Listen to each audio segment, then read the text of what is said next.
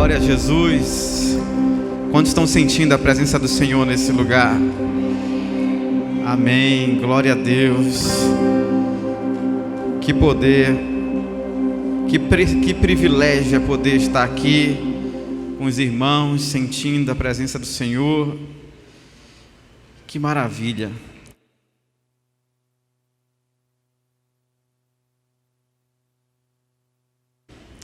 Eu queria que você criasse uma expectativa no seu coração. Eu acredito que o Senhor tem algo para falar conosco. E tinha procurado um versículo para embasar, e aí mudei para um versículo mais conhecido, que é lá em Romanos capítulo 12, versículo 2. Se você já sabe, não precisa abrir, mas se você quiser olhar a palavra de Deus, você pode abrir em Romanos capítulo 12, versículo 2. Esse versículo é poderoso. A palavra de Deus é poderosa, é viva, é eficaz. Quantos creem nisso? Digo amém. Então vamos lá, versículo muito conhecido, e o que às vezes a gente precisa é nos apropriar das verdades, e são muitas verdades que tem nesse versículo, e aí eu quero falar sobre elas hoje. Obrigado. Vamos lá. Romanos 12, 2, a palavra de Deus diz assim: e não vos conformeis, diga conformeis, com este século, com este mundo, mas transformai-vos, diga transformai-vos, pela renovação da vossa mente, diga renovação, diga mente, para que experimenteis, diga experimenteis, a boa, diga boa, perfeita, diga perfeita, e agradável, diga agradável, vontade de Deus, diga vontade de Deus. Difícil ver uma palavra nesse versículo que não seja ali poderosa, para que a gente não possa repetir, né? Então, pode sentar.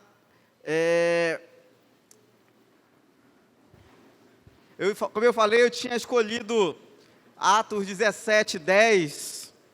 Atos 17, 10 também é um versículo muito poderoso, e daqui a pouco eu acredito que a gente vai ler. E Atos 17, 10 também fala muito sobre essa questão de nós avançarmos na nossa mente, no nosso pensamento. Mas no caminho para cá, eu decidi mudar o versículo para falar de algo importante. Quantos estão aqui conectados com a palavra de Deus? Diga amém. Esse versículo é algo poderoso, é algo grandioso, é algo transformador, é algo que mudou a minha vida.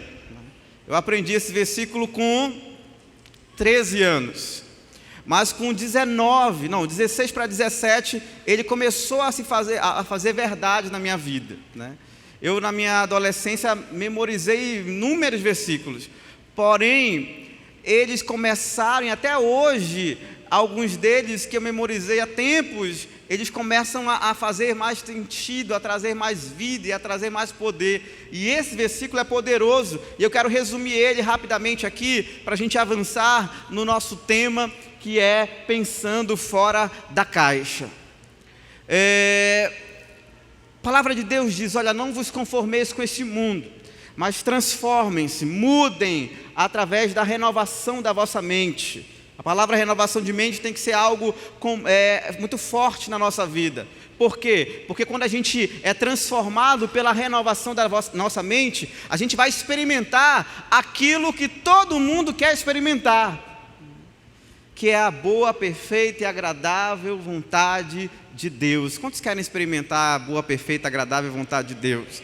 É algo que nós queremos, é algo que nós desejamos, é algo que nós almejamos. Alguns podem dizer que a boa, perfeita, agradável vontade de Deus é a vida abundante que Jesus conquistou. Outro é ser próspero em todas as áreas. Outro pode dizer que a boa, perfeita, agradável vontade de Deus é nós vivenciarmos a plenitude do nosso chamado, é nós estarmos nessa terra vivendo de uma maneira ativa, de uma maneira realizada. Quantos querem se sentir realizado em tudo que faz, em tudo que está operando? isso é experimentar. Experimentar não é algo que está no mundo da mente, de acreditar, de visualizar. Experimentar é viver, né? Quantos querem viver o sobrenatural, a boa, perfeita, agradável vontade de Deus? Viver a vida abundante que Jesus conquistou, ser próspero, ser abençoado. É isso que a palavra de Deus está falando. Quer experimentar aquilo que Deus tem para você? Quer experimentar essa boa, perfeita, agradável, que dá prazer de viver, que é a vontade de Deus? Quer experimentar o melhor dessa terra? Isso é poderoso. A gente conhece esse versículo, mas às vezes a gente não para pensar e ver as verdades que ele nos coloca e a resposta que ele nos dá para muitos dos nossos questionamentos. Às vezes a gente fica questionando. Eu, por exemplo, me questiono sempre. Eu estou vivendo aquilo que Deus tem para mim? Quantos já fizeram essa pergunta? Eu estou vivendo a plenitude daquilo que Jesus conquistou por mim na cruz do Calvário? Eu estou vivendo, eu estou glorificando a Deus com a minha vida? Eu estou sendo útil nessa geração, nesse tempo? Isso é algo poderoso, isso é algo que nós temos que almejar, isso é algo que nós temos que desejar. E na verdade, não é difícil, porque é aquilo que nos traz, né? O que é bom, o que é agradável, o que é perfeito, vem naturalmente no mundo dos nossos sonhos, dos nossos pensamentos, naquilo que a gente deseja para a nossa vida, para a nossa família, para os nossos discípulos, né? Para essa geração. É a boa, perfeita e agradável vontade de Deus. É que as coisas funcionem. É que haja o fluir de Deus. É que haja bênção. É que haja prosperidade, felicidade. Isso é a boa, perfeita e agradável vontade de Deus. Para que a gente possa experimentar essa boa, perfeita e agradável vontade de Deus, nós precisamos mudar a mente, transformar, renovar a mente, né? Modificar a nossa forma de pensar, modificar a nossa forma de ver as coisas, né? E a renovação de mente é algo que é construído gradativamente, não é algo que é instantâneo. Olha, hoje eu tenho uma mente renovada e não preciso mais renovar nada. Não é assim. É maravilhoso saber que a gente tem um espírito, né? E quando a gente aceita Jesus, esse espírito ele é recriado, acontece automaticamente, né? O Espírito Santo entra no nosso espírito, nós vamos ter uma nova vida, nós somos regenerados, nós nascemos de novo, nós nascemos do Espírito. Quantos são aqui nascidos de novo? Isso é poderoso, isso é maravilhoso, isso é automático. Aceitou Jesus, algumas coisas acontecem de forma automática, de forma instantânea. Se você confessou Jesus como seu Senhor e Salvador, automaticamente você nasce de novo, o seu espírito é recriado, né? E o Espírito Santo começa a habitar em você. Deus escreve seu nome no livro da vida. Isso já acontece automático. Você não precisa fazer nada. É consequência da sua decisão de confessar Jesus, de aceitar Jesus, de se entregar para Jesus. Isso é poderoso, isso é grandioso. Por outro lado, quando a gente fala em renovação de mente, isso não é automático, isso não é instantâneo, isso não acontece. Na verdade, isso é gradativo, isso é uma construção, isso deve acontecer todos os dias. Eu devo renovar minha mente sempre. Arleson, o cara que tem 60, 70, 80 anos, ele precisa renovar a mente. A gente está em construção a cada dia. A gente tem que buscar essa mudança para experimentar essa plenitude que a palavra de Deus mostra, que a palavra de Deus nos propõe, que a palavra de Deus nos apresenta. Nós precisamos então renovar a mente. E a renovação de mente, ela está ligada a mudança de mentalidade, a mudar a minha forma de ver, a mudar a minha forma de pensar. Em outras palavras, quer viver a vida abundante de Deus? Muda a tua mente. Quer ter uma transformação na tua vida? Quer experimentar a plenitude? Quer experimentar aquilo que o Neto, a Priscila estão vivenciando, muda a mente. Algumas pessoas elas estão mudando o comportamento, as atitudes, mas muitas vezes o que a gente precisa mudar primeiramente é a forma de pensar. É a forma que a gente está olhando, está visualizando as coisas. Isso é renovação de mente, isso é mudar a nossa mente. Eu tenho uma preocupação muito grande comigo, porque se você vê lá no livro de Mateus, no Evangelho de Mateus, capítulo 45, quantos já leram lá a parábola dos talentos? Tem lá que o Senhor entrega os talentos, entrega 5, e vai entregando um, vai entregando, e aí todos nós temos talentos. Todos nós temos habilidades, todos nós temos talentos e habilidades que nos tornam pessoas singulares, pessoas únicas. E isso é importante nós sabermos, não só que temos talentos, mas sabermos quais talentos e desenvolvermos esses talentos. Voltando para a minha preocupação é, de repente, Deus me deu 5 talentos ou 3 talentos, e eu estou usando só 2. E eu estou usando só 1, e vai chegar aquele grande dia que eu estiver diante dele, o problema não é nem eu não ter usado os outros 2 ou os outros 3 talentos que ele me deu, o problema é eu chegar lá e nem sequer saber que eu tinha esse talento. Quantos estão me entendendo aqui nessa noite? Então por quê? Porque tem coisas na nossa vida que a renovação da mente nos proporciona, que é o quê? Que é descobrir os nossos talentos, quer descobrir as nossas habilidades, quer descobrir as nossas vocações, a nossa vocação, quer descobrir coisas que de repente a gente achava que nunca ia fazer, que nunca ia acontecer, que não era para a gente, que não era para mim, que não era para você, mas quando você começa a mudar a tua mente, você começa a acreditar que é possível aquilo que você achava que era impossível. Por isso que a palavra de Deus diz, olha, transformai-vos, ou seja, gradativamente mudem a sua forma de pensar, questionem, busquem de Deus, conheçam os teus talentos, desenvolvam os teus talentos, conheçam. E eu vou dizer com toda a sinceridade, porque aqui nós estamos lidando com a juventude, e com toda a sinceridade e convicção, nenhum de nós, quantos são jovens aqui? Nenhum de nós, isso vale para mim, para você, conhece plenamente todos os nossos talentos. E eu quero dizer para você que você não conhece todo o seu talento, e porque você não conhece todos os seus talentos, a sua habilidade, você precisa o quê? Gradativamente renovar a sua mente. Isso tem que despertar em você e desperta em mim esse senso de curiosidade, de busca, não aquela busca introspectiva de fazer terapia para conhecer, não é isso não, mas de avançar, de prosseguir e de acreditar que muitas coisas que acontecem na minha vida não são à toa, que muitas oportunidades que surgem na minha vida não é do acaso, mas está ligado a habilidades que estão em mim que eu ainda não conheço. Que eu preciso pôr para fora da caixa, que eu preciso externar, que eu preciso desenvolver. Por outro lado, tem talentos na nossa vida que a gente até conhece, mas a gente não está fazendo nada para desenvolvê-lo.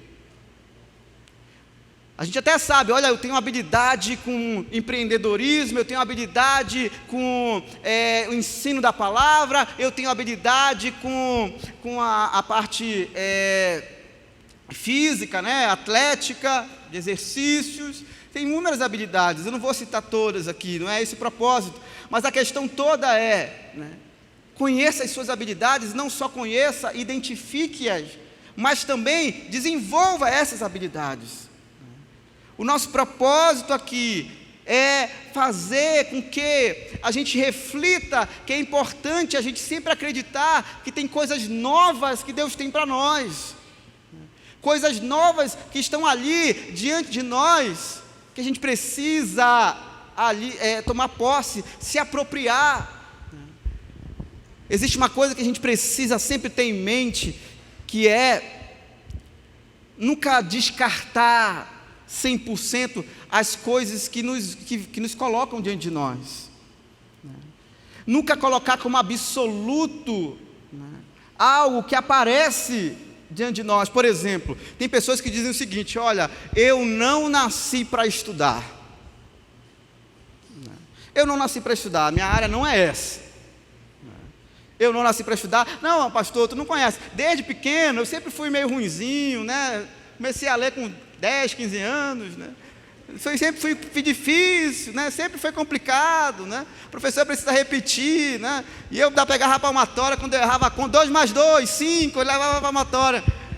Não, pastor, tu não tem noção, né? E eu quero dizer para você, com toda a sinceridade, com toda a verdade, né, com toda a convicção em Deus, né, isso pode ser um paradigma, isso pode ser uma mentira que está na sua mente, isso pode ser, não, isso é uma mentira.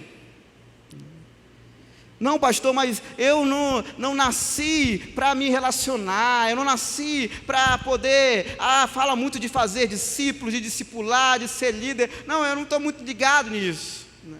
Não é para mim, tá bom aqui, eu nasci para ficar na minha mesmo, eu quero servir, eu quero fazer, me chama para tudo, só não me chama para liderar. Pastor, mas porque você não conhece o meu histórico, você não conhece aquilo, a minha convivência. É verdade, eu não conheço. Mas é por isso que a palavra de Deus está falando: olha, não vos conformeis, ou seja, não fique nessa forma, não entre nesse formato deste mundo. E quando eu falo deste mundo, não é só do sistema do mundo, mas é das coisas naturais que o mundo coloca, que a gente está vendo as coisas pela nossa ótica humana, pela nossa visão humana, em cima das nossas experiências, e as verdades de Deus sobre a sua vida não estão relacionadas às suas experiências, estão relacionadas àquilo que Ele diz que você é. E quando você começa a abraçar aquilo, muda toda a nossa vida. Nós temos 3 tipos de pessoas: aquelas pessoas que são muito amaldiçoadas na sua identidade, né? Que desde pequeno dizem: olha, tu não presta para nada, sai daqui, tu não vale nada, tu não vai ser nada, tu vai ser um infeliz. E aquelas pessoas realmente têm dificuldade de acreditar que podem avançar, que podem prosperar, que podem ser um diferencial nessa geração. Existe, por outro lado, aquelas que desde o início são testadas na sua identidade e na verdade afirmadas ali em Deus, pais, né, mães que incutem a identidade de Deus, do filho ali, no seu filho, né, uma identidade correta, positiva, e ele começa a acreditar mais. Ele começa a entrar com mais convicção, a viver acreditando mais. E aí, quando fala em não vos conformar com este mundo, está falando disso. Não se conforme com a tua criação. Você pode ter tido uma boa educação, maravilha. Você pode ter recebido uma péssima criação. Isso só vai fazer o nome de Deus ser mais glorificado, porque desse limão vai sair uma maravilhosa limonada, né? Ou você pode ser que nem eu não era tão maltratado, mas também não era, meus pais não conheciam a Deus, não eram 100% ali, com a identidade correta sobre mim mesmo, né? Mas quando eu tive 13 anos de idade, né, e depois com 16, quando eu entrei aqui nessa igreja, se tem algo que aconteceu comigo, que o Evangelho trouxe para mim, foi a mudança de mente. Tinha coisas que eu não acreditava na minha vida, tinha coisas que eu até queria, tem até que eu olhava assim, poxa, é possível, mas assim, eu não fazia por onde, porque a minha essência não era para mim. Por quê? Porque eu estava preso, conformado com as coisas desse século, com as coisas desse mundo, com a minha criação, com a minha forma de ver, com a minha forma de pensar. Algumas pessoas falam o seguinte: por que o judeu prospera? Porque o judeu já nasce com essa mente, o filho de judeu já nasce com esse negócio: olha, você vai ser o melhor daqui. O filho de judeu já começa a olhar assim: não, você não, isso não combina contigo, porque tu é inteligente, rapaz. Ele tira 0 de matemática, o pai não vai dizer, tu é um burro. Não, ele vai dizer o seguinte: olha, é uma situação bacana, nós vamos ver o que aconteceu, porque isso não combina em nada com você. E ele cresce sabendo que se acontece algo de errado, isso é um acaso, isso é um caso ali Difícil, é raro, porque o normal é as coisas darem certo. Eu quero dizer para você que é nova criatura em Cristo Jesus, o normal é você receber bênção, é você crescer, é você avançar, é você prosperar. Existem coisas que a gente fica preso, sabe o que é? É conformar com esse mundo, é conformar com as coisas erradas que dão na nossa vida.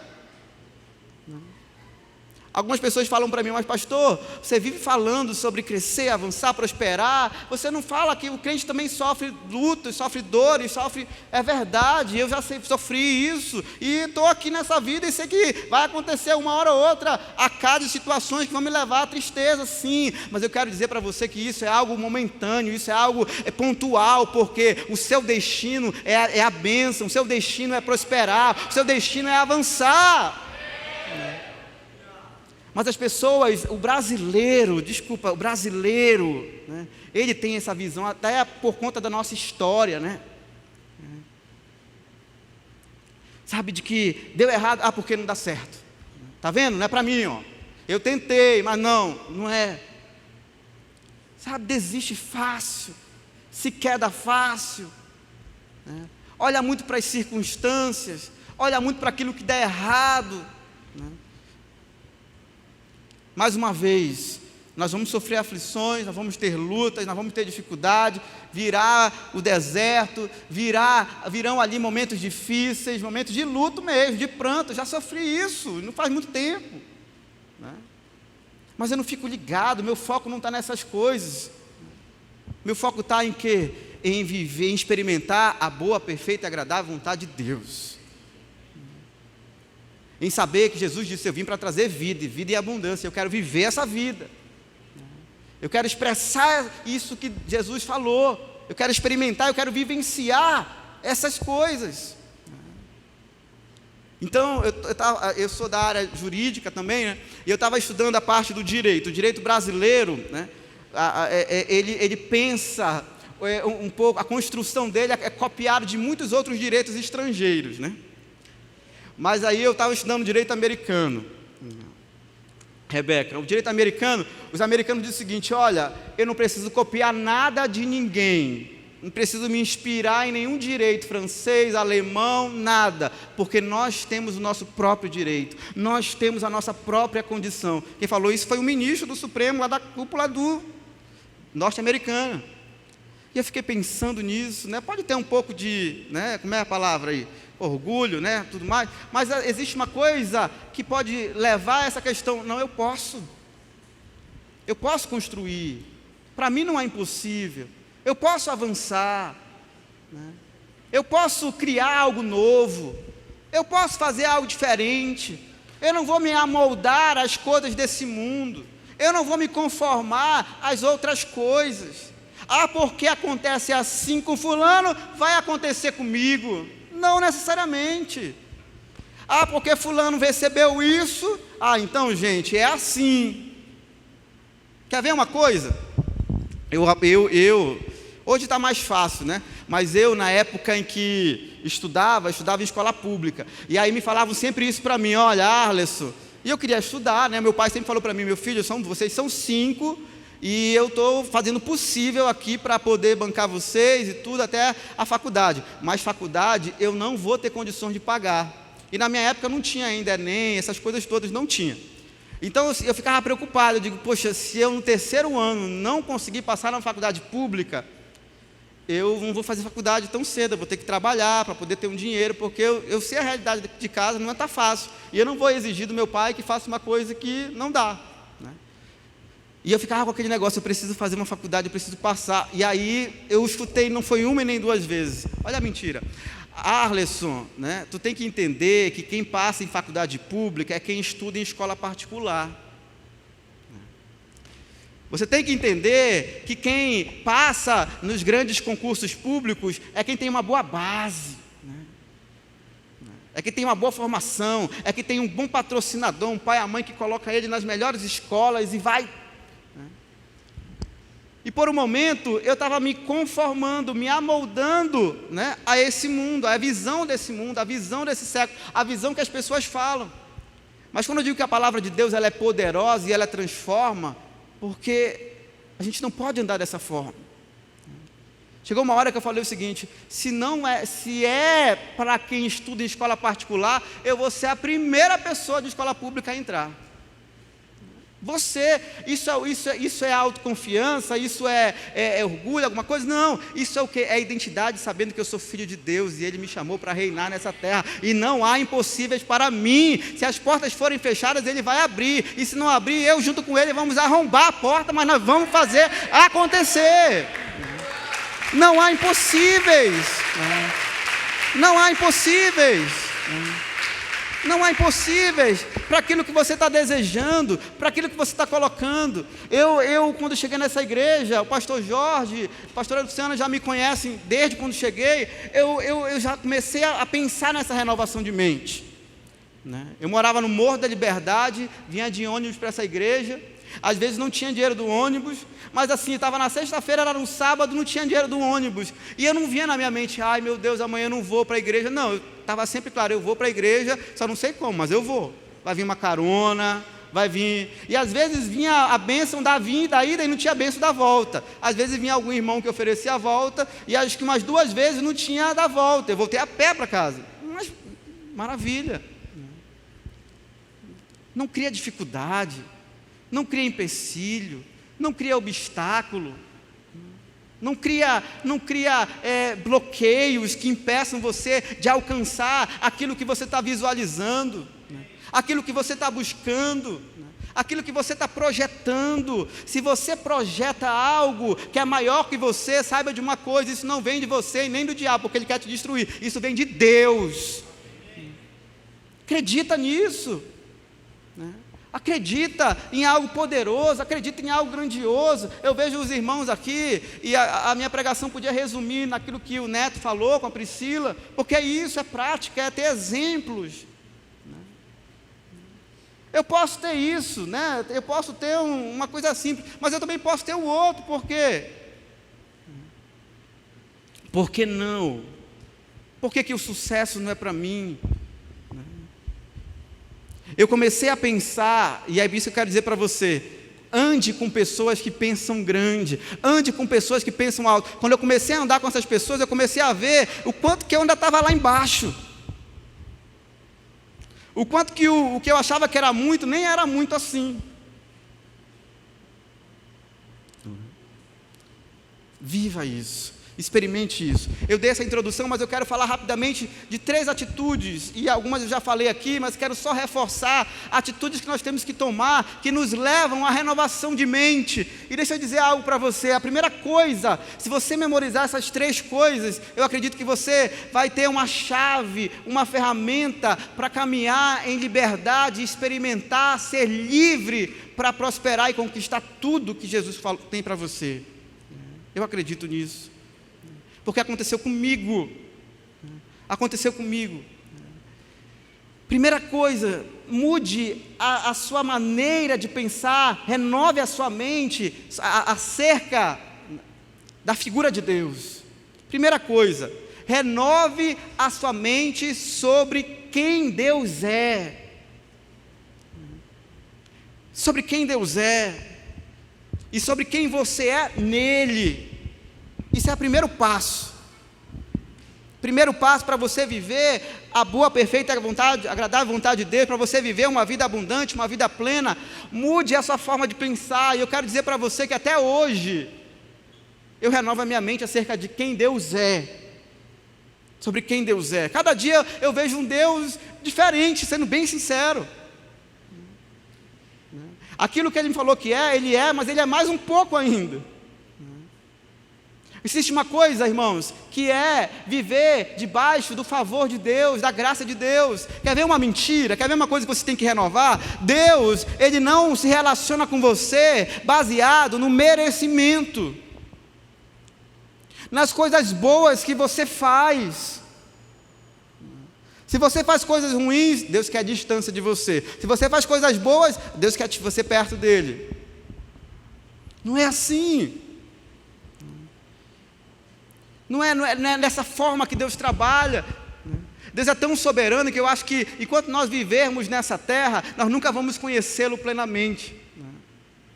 Mas a gente, a cada dia, quando a gente busca, quando a gente procura, quando a gente está ali na presença dEle, a nossa vida ela é transformada. Por quê? Porque a forma como a gente vê as coisas começa a mudar. Sobretudo a partir do nosso relacionamento com Ele, da forma como a gente o enxerga.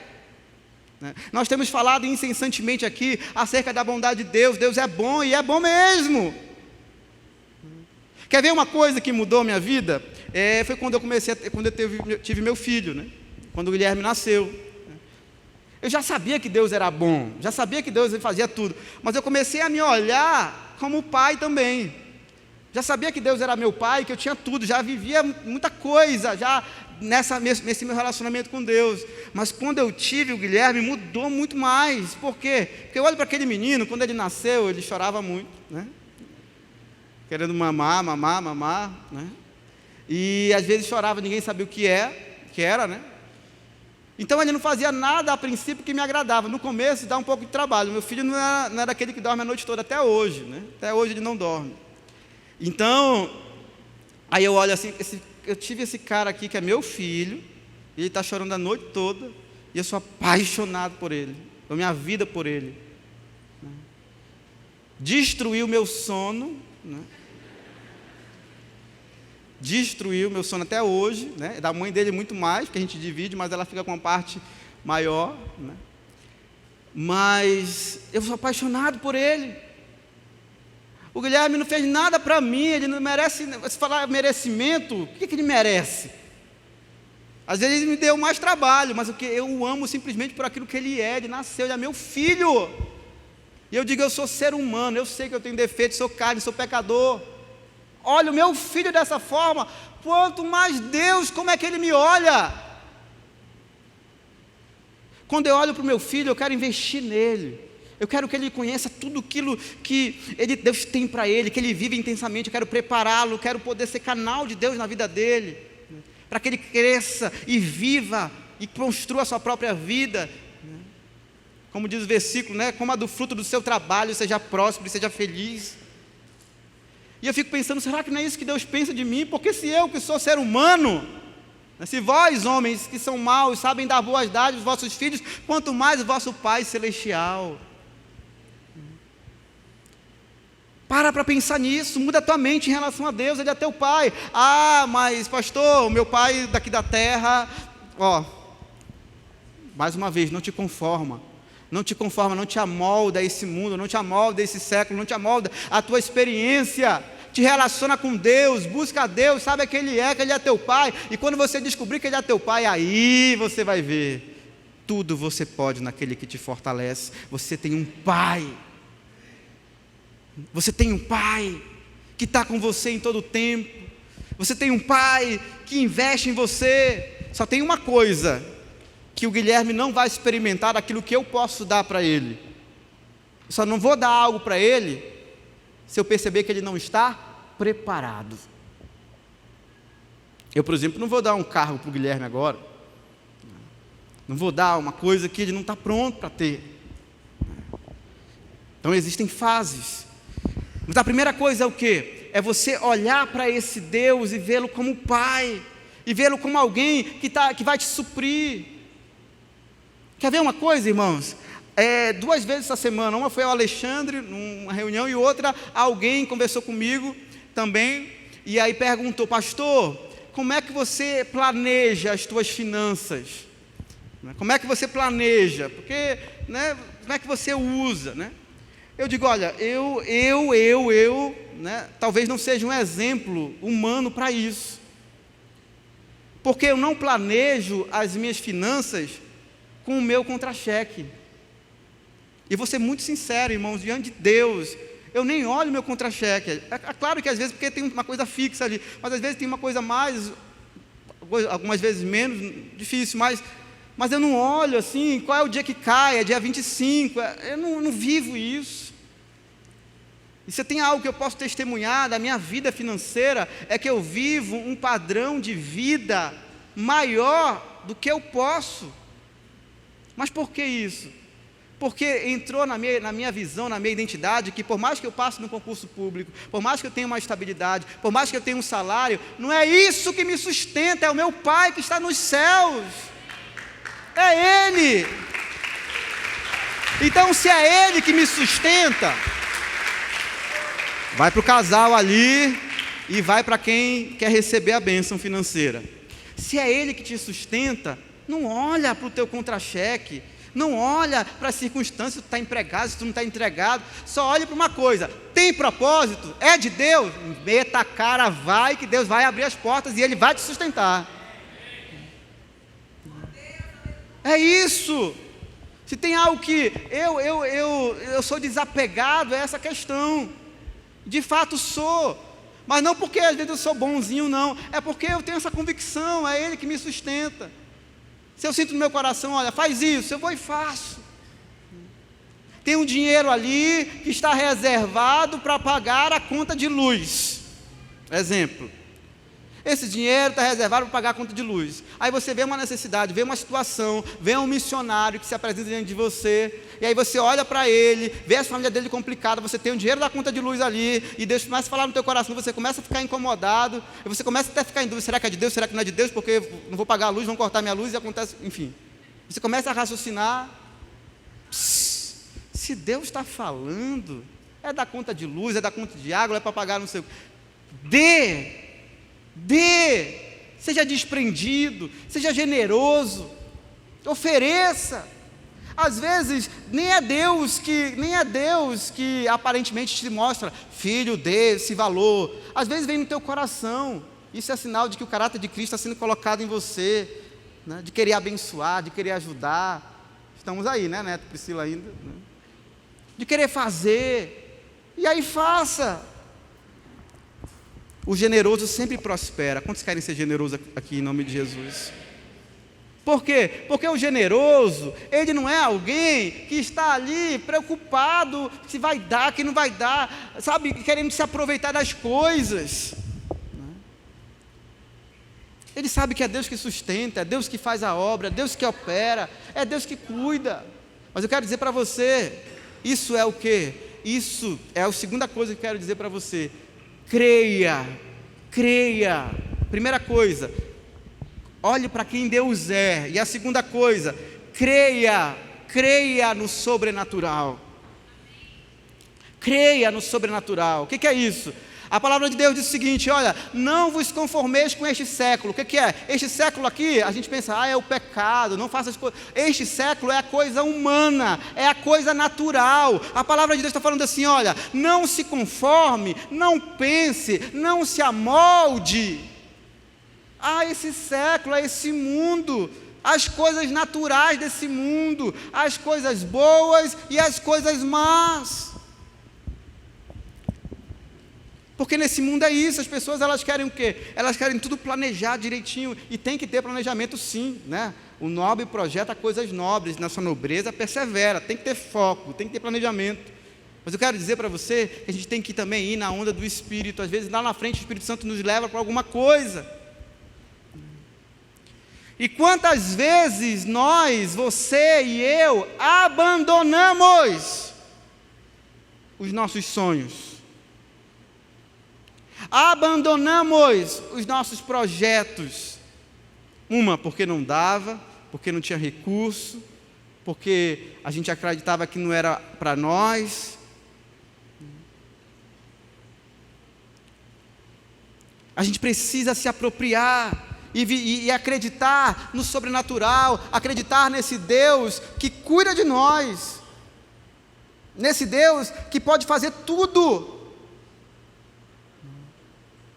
nesse Deus que é o nosso Pai, que é aquele que conduz a nossa vida e nos faz viver no sobrenatural.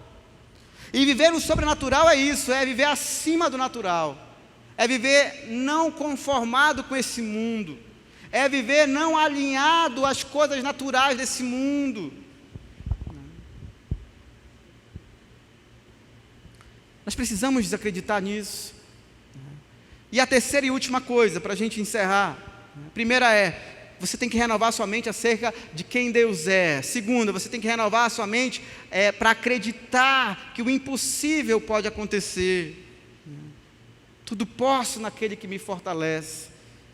E a terceira e última coisa que eu quero reforçar aqui, e já disse em algum momento, nós precisamos não só acreditar, mas vivenciar, experimentar, fazer acontecer o sobrenatural. O que é isso? Eu sempre escutava algumas pessoas falando: não, eu, por exemplo, posso ser isso. Exemplo, eu, por exemplo, tenho habilidades para o empreendedorismo. Então eu posso perfeitamente, tenho habilidade, vou criar uma empresa, vou fazer aquilo, tenho um projeto para isso, tenho habilidade. Eu posso passar no concurso público. Se eu focar mesmo, eu tenho certeza. Eu vou focar, vai acontecer e tudo. O que é isso? A pessoa ela acredita no impossível. Ela acredita naquilo que de repente está distante. Ela olha e já passou da fase da incredulidade. Ela até acredita. Não, eu acredito sim que Deus pode me dar uma casa. Eu acredito sim que Deus pode me dar um bom emprego. Quem disse que eu não acredito que amanhã mesmo pode aparecer uma bênção financeira para mim? Eu acredito. Mas não vive, não experimenta. Por quê? Porque ela está nessa fase aqui, só de acreditar, só dos sonhos. É maravilhoso sonhar, e sonhar alto mesmo, é maravilhoso, mas a questão toda é que Deus está nos chamando a arregaçar nossa manga e correr atrás dos nossos sonhos para fazê-los acontecer e experimentá-los. E o que isso precisa? Primeiro, saber que eu não estou sozinho, que eu tenho meu Pai comigo. Segundo, eu tenho que acreditar. Se eu não acreditar, não vai. Terceiro, eu tenho que ir para cima. Eu tenho que fazer acontecer. Eu tenho que pagar o preço. Não é fácil. Tem coisas que Deus nos dá ali na bênção. Tem coisas que a gente precisa conquistar. Não pense, por exemplo, eu vejo que muitas pessoas me procuram pensando em concurso público e tal. Não pense, por exemplo, que você não tem que pagar um preço. Eu sempre digo isso. Você não precisa se conformar com esse mundo de gente que para a vida 100%, convivência de todo mundo, não tem nada, fica 24 horas só no livro. Não pense, não é isso. Mas não pense também que você não vai ter que fazer nada, lá na prova Deus vai te dar uma cola, acontece alguma coisa. Não, você tem que ralar. Você tem que fazer acontecer. Quer ser usado por Deus na pregação? Quer ser usado por Deus em revelação? Às vezes Deus dá assim, às vezes eu estou no chuveiro, Deus me dá uma palavra. Uau, fiz nada. Nada. Eu digo, que isso? Entrou um negócio aqui, que isso? Que poder isso, Senhor, que isso? Aí começa, Deus começa a falar. E aí já nasce uma pregação. Tem horas que eu preciso o quê? Orar. E deixa eu dizer para você, não sei se para os pastores é assim, mas comigo, orar, gente, é um desafio. O que eu falo? Não estou falando desse orar, de você estar no carro, Senhor, abençoa, quando você está antes de dormir, abençoa a minha noite. Isso é reza, Aquela coisa rápida, não é isso. É você investir tempo em oração. Ter a disciplina de oração. De trancar ali o seu banheiro, o seu quarto, trancar onde for e ficar ali, 1 hora, meia hora, o tempo que você parar é para Deus e você ficar ali adorando. Não é fácil para mim, não. Não é fácil. Então, é um preço, você tem que se dispor e dizer o seguinte, olha, mas a partir de hoje, a partir de hoje, eu vou chegar em casa e eu vou orar todos os dias, eu vou separar meu tempo para Deus, ainda que eu chegue cansado do trabalho, renova minhas forças, Senhor, e eu vou te buscar, porque se eu quero intimidade contigo, se eu quero renovação de mente, se eu quero transformação na minha vida, se eu quero santidade, eu tenho que estar próximo do Senhor, e tenho que pagar um preço de estar na presença de Deus. E eu quero dizer para você que só basta Basta você decidir. Você decide, Senhor, eu quero. Quando você diz eu quero, parece que vem uma unção sobre você que te empurra e diz vai. Vai, rompe. Pode ser que no começo você engrene ali, tenha dificuldade, mas persevere. O nobre projeta as coisas nobres da sua nobreza, persevera, vai em cima, não caia na primeira circunstância, não desista na primeira oportunidade, na primeira coisa ruim que acontece.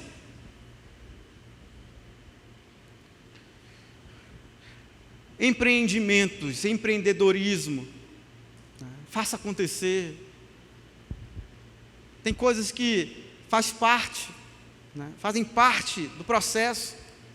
Eu estava estudando aí muitas e muitas histórias de empreendedores, né? Eu tenho conhecido muitas pessoas que estão ali, me perguntam muito, e eu estou gostando disso, não que eu invista nisso, né, para a minha vida, mas eu tenho visto algumas coisas, e se tem uma coisa na vida dos grandes empreendedores, né, as pessoas que têm êxito, que alcançam sucesso, é que tem uma fase da vida deles de dificuldade. E que essa fase é difícil, dá vontade de desistir, você chora, você fica triste, você pensa que está tudo dando errado. Mas faz parte. Quando chegar lá na frente, porque quando eu vejo os testemunhos, né? Porque eles falam o seguinte: olha, aquela fase lá foi importante para eu ter estrutura, para eu poder me formar nas minhas convicções, para poder ter estrutura para os desafios que a empresa me coloca. Antes eu tinha 10 funcionários, hoje eu tenho mais de 1000 funcionários, então eu preciso ter uma estrutura. O que eu quero dizer com isso, irmãos? Não desistam na primeira coisa que acontece, nas primeiras dificuldades que acontecem. Chegam ao êxito, chegam ao patamar, experimentam a vida abundante quem não desiste. O segredo é esse, é não desistir. E não desistir está ligado o quê? As nossas emoções.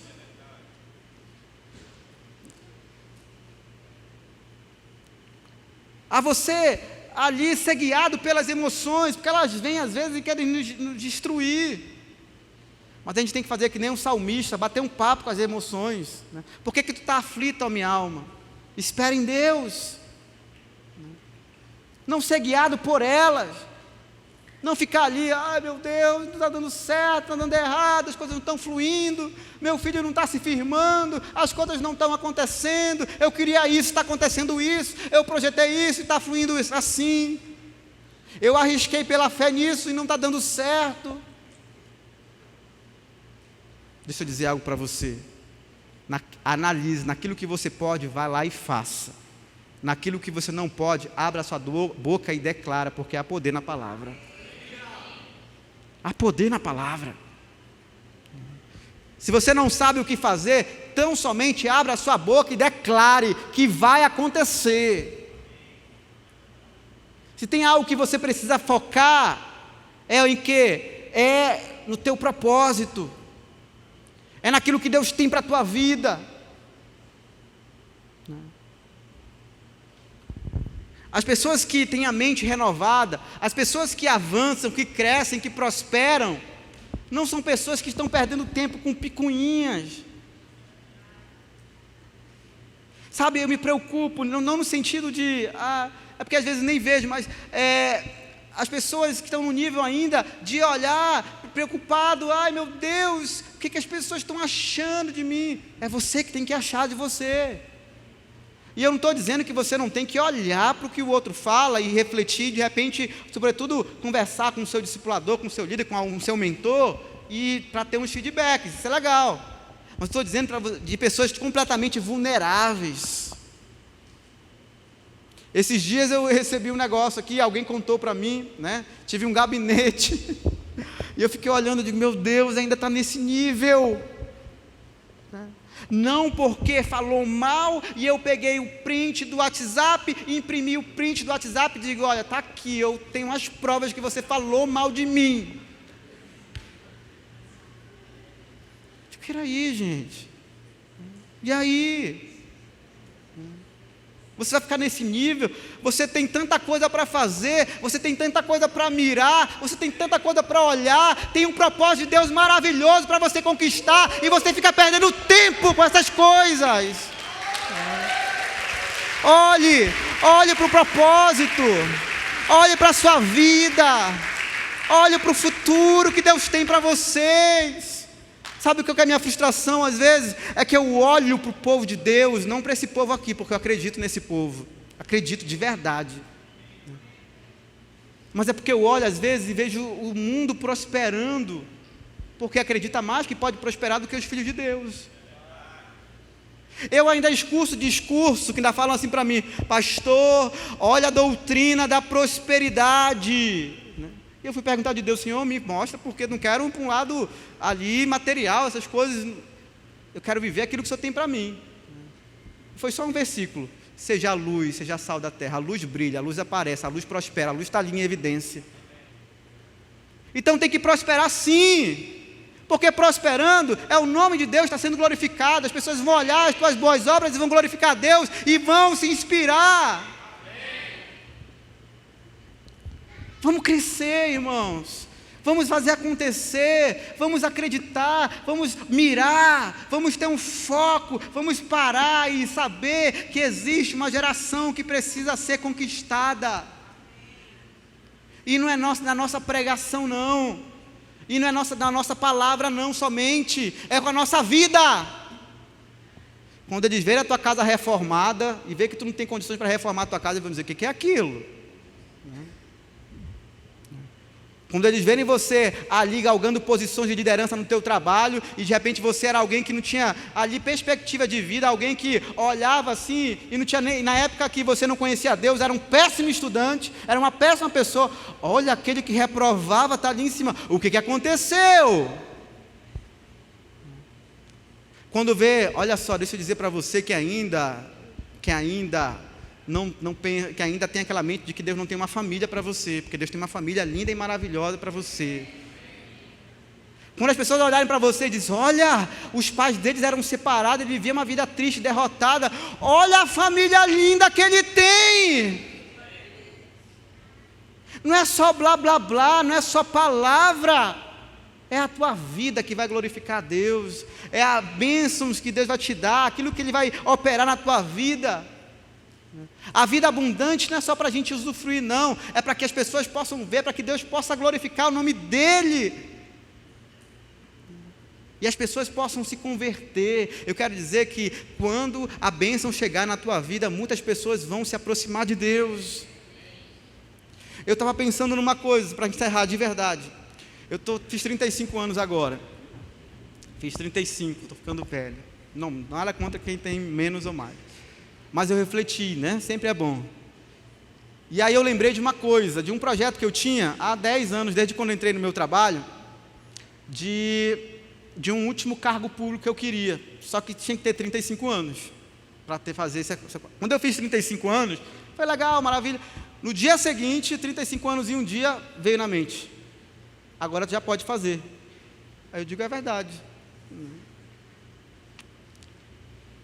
E aí eu falei assim: mas não preciso disso, eu não preciso disso, graças a Deus, Deus me abençoa financeiramente, o salário não vai ser tão ali, do que eu já tenho, eu não preciso, sabe, perder tempo estudando, porque eu tenho muita coisa para fazer, eu tenho uma família para investir, um ministério para manifestar. E aí vem uma palavra fundo no meu coração: você tem que fazer. Eu digo: mas por quê? Porque você fazendo, muitas pessoas vão se converter. Pessoas que hoje você não tem acesso, mas que quando você chegar lá, você terá. Meu irmão, levantou, parei tudo, fechei Instagram por um tempo, vamos ali, vamos focar, é isso.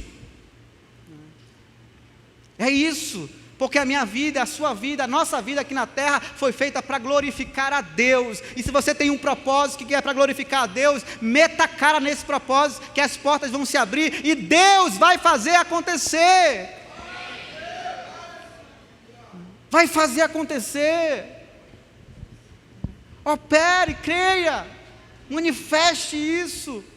Eu acredito poderosamente que Deus vai levantar pessoas aqui em todos os segmentos da sociedade. Eu acredito, e não é só crer não, é fazer acontecer. Eu acredito que Deus vai levantar grandes médicos, não mais um médico, mas são médicos que vão ser os líderes dos médicos, que vão operacionalizar ali no Ministério da Saúde, em todos os lugares, que vão criar ali fórmulas inovadoras, coisas novas que vão favorecer a população. Quando eu olho para a nossa Secretaria de Saúde, e não é de agora, esses rombos que acontecem, eu fico pasmo, eu digo, Senhor, eu estou ali vendo isso, não é de agora, e tem muito mais do que isso que é mostrado na mídia, de coisa ruim, e eu fico só me lamentando. Não é para me lamentar, é orar para que os crentes, os filhos de Deus, estejam lá para fazer a diferença, para operar. Quando eu fico pensando, eu olho um monte de missionário ali no campo, um monte de gente com chamado missionário, e está faltando um investimento financeiro, está faltando um patrocinador, eu começo a pensar, cadê os empresários dessa igreja? Cadê os homens e mulheres de Deus que Deus vai levantar para ganharem milhões, para serem ricos, para poderem patrocinarem o reino de Deus, a obra de Deus? Para chegarem para um casal de missionário que está com o coração explodindo para ganhar vidas, seja no interior, seja em qualquer lugar, e dizer o seguinte: vai lá, está aqui, o salário é mensal, não se preocupa com dinheiro, se preocupa com a obra, porque está aqui. Será que você não acha que Deus não quer te levantar e te prosperar financeiramente no seu empreendimento? Para nada. Deus é o principal interessado em fazer você crescer, em fazer você prosperar. Acredita em todos os segmentos, na arte, na ciência, na cultura, na política. Deus quer levantar pessoas, e é o nosso tempo de sair, de pensar fora da caixa, de sair da caixa e abraçar essa visão. Senhor, me faz grande. Senhor, me faz grande. Senhor, me faz grande. Senhor, me faz grande. Me faz grande não para eu me achar, porque não estou olhando para mim, eu estou olhando para o outro, eu estou olhando para as vidas, eu estou olhando para a missão, eu estou olhando para a vocação, eu estou olhando para um tanto de pessoa que vai se converter, que vai ser impactada através da minha vida, da minha prosperidade, do ministério que o Senhor tem para mim. Hoje a sua vida já glorifica a Deus. Mas eu quero dizer para você, é só o começo das grandes conquistas e grandes benesses que Ele vai liberar sobre a tua vida. Vamos orar nessa noite em nome de Jesus.